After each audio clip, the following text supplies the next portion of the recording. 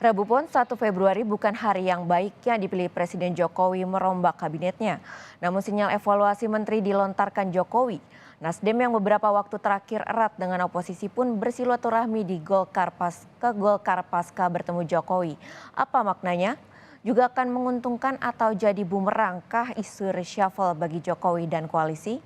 Lengkapnya dalam ulasan Istana bersama jurnalis Kompas TV Friska Clarissa.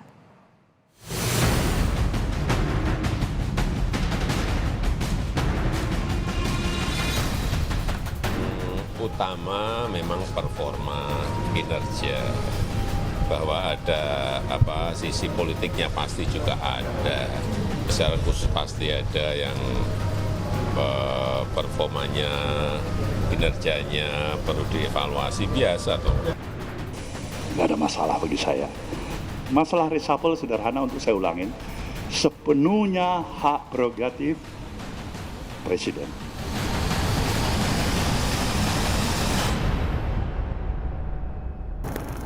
Desas-desus reshuffle kabinet kembali mencuat sejak isu panas dingin hubungan Presiden Jokowi dan Nasdem disusul pertemuan Jokowi dan Surya Paloh di Istana Merdeka 26 Januari lalu. Jika benar kabinet dirombak, mampukah mendongkrak efektivitas kinerja kabinet Jokowi? Juga akan menguntungkan atau justru jadi bumerang bagi langkah politik Jokowi dan koalisi? Lengkapnya dalam ulasan Istana bersama saya, Friska Clarissa. Setelah ramai desas-desus reshuffle kabinet, akhirnya Presiden Jokowi memutuskan 1 Februari bukan Rabu Pon yang dipilih untuk merombak kabinet Indonesia Maju. Belum ada reshuffle, namun sehari sebelum Rabu Pon yang awalnya disebut sebagai waktu perombakan kabinet, Jokowi memberi sinyal meskipun secara umum kinerja kabinetnya baik, namun ada pos-pos kementerian yang butuh evaluasi. Presiden pun tak menampik, selain kinerja, faktor politik tak bisa dilepaskan dari keputusan reshuffle yang diambil. Yang utama memang performa kinerja, bahwa ada sisi politiknya pasti juga ada, tapi itu bukan yang utama. Baik-baik saja secara umum, ya kalau secara khusus pasti ada yang performanya, kinerjanya perlu dievaluasi, biasa tuh. Ada koreksi dari setiap perjalanan, kan biasa. Ekonomi, sosial, atau budaya, atau politik? Pak, pertemuan dengan Surya Mau Paloh. tahu? Isu reshuffle kembali mencuat ke muka publik pasca pertemuan tertutup empat mata antara Jokowi dan Ketua Umum Nasdem Surya Paloh 26 Januari lalu. Pertemuan pertama sejak isu panas dingin hubungan Jokowi-Nasdem setelah mendeklarasikan Anies Baswedan sebagai bakal capres. Juga lekatnya Nasdem dengan Partai Keadilan Sejahtera, serta Partai Demokrat dalam koalisi perubahan.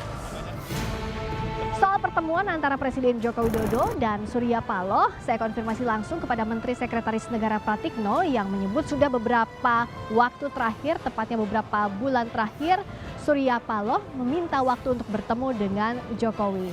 Yang menarik, sehari setelahnya, Sekjen PDI Perjuangan Hasto Kristianto menyebut reshuffle hak prerogatif Presiden, tetapi PDI Perjuangan sudah memberikan masukan kepada Presiden terkait nama-nama sejumlah menteri.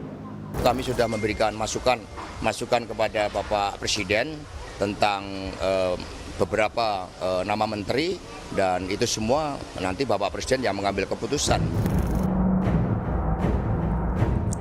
Yang jadi sorotan saat Jokowi tak merombak kabinet di 1 Februari dan setelah Nasdem tampak solid dengan oposisi. Di hari yang sama, Ketua Umum Nasdem Surya Paloh dan petinggi partainya bersilaturahmi dengan Ketua Umum Golkar Erlangga Hartarto dan para elit partai beringin itu. Ketua Umum Nasdem memastikan tetap solid di barisan koalisi pemerintah dan menangkap sinyal baik dari pertemuannya dengan Jokowi. Paloh juga menegaskan siap menerima apapun keputusan Jokowi, termasuk soal perombakan kabinet.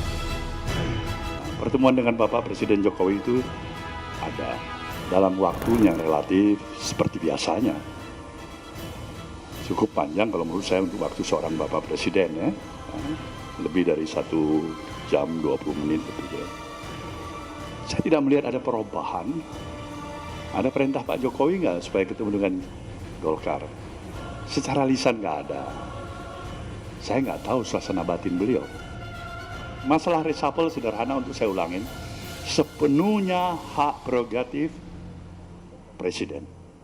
Jadi kalau ada yang menyatakan reshuffle lah, inilah, ya kita memang harus bisa pahamin.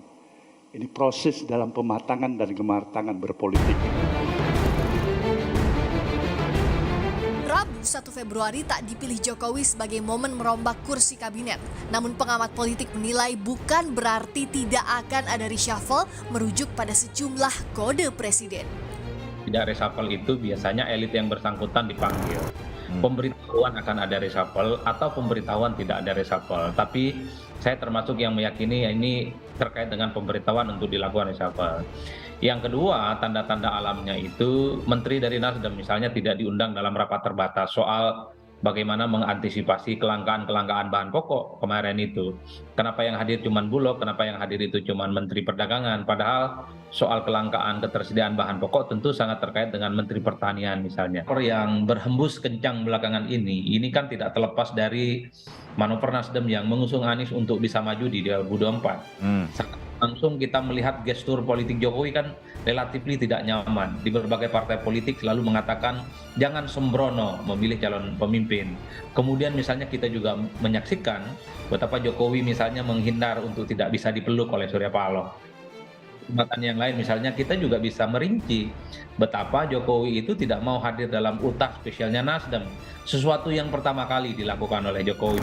Reshuffle kabinet lumrah terjadi sebagai bagian dinamika politik dalam jalannya pemerintahan.